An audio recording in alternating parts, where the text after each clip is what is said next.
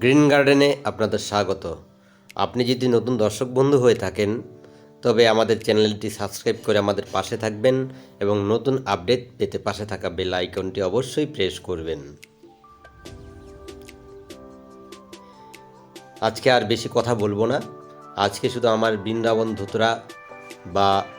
ধুতরা বা বাইক ফুলের সৌন্দর্য আপনাদের শেয়ার করব।